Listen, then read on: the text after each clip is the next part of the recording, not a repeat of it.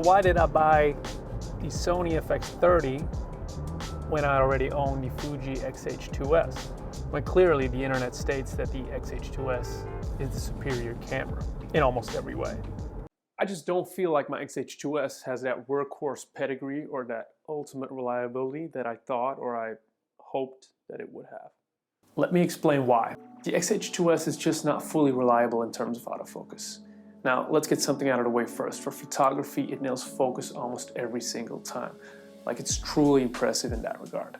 Now, for video, not so much. For talking heads, it gets you by, but for true run and gun situations where you rely on autofocus and need it to be accurate most of the time, it's just not going to work. My client work can be anything, from real estate videos to gym videos and even nightlife videos.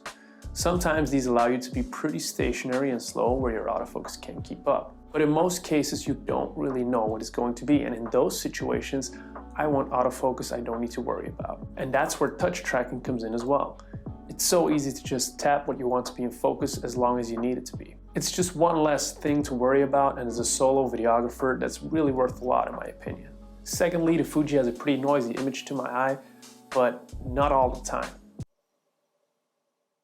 I can't really explain it, but one day I get amazing footage out of it, super sharp and crisp, and I'm like, hell yeah, man, this camera fucks. And then the next shoot, the next day or week or whatever, I import the footage into my editor and it's just super noisy and a lot less sharp than it should be. While people say that the X-H2s is maybe too sharp. And don't get to me in the comments saying that you need proper light and conditions for the camera to perform at its best, because I know. I made a travel video in Paris a couple months back and I was shooting during the day with nice sunlight, so the footage should be pretty. But there were some clips that just seemed like they were shot in 720p for some reason.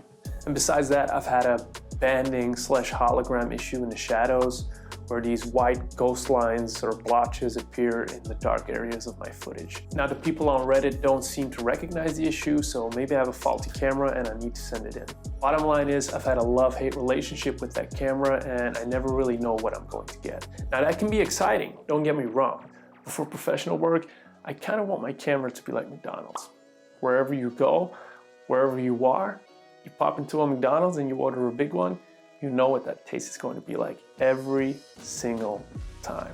And so far, I feel like the FX30 has given me that. The image is super crisp and clear, which I actually like. I like that modern, impressively sharp look sometimes that I get when I watch Danny Converts' videos, for example, where you just look at it and you see the quality. Now, the Fuji is my artistic camera when I need the most dynamic range as possible and I'm working on a passion or a stylized project. It's my pro photography camera every time. And it's my hybrid camera for when I need both photo and video but need to stay lean in gear. Like traveling or maybe nightlife jobs where I need to switch between photo and video quick. But for quick turnarounds, reliability, and more boring corporate jobs, it's the FX30 every time. That's it for me, guys. On to the next one.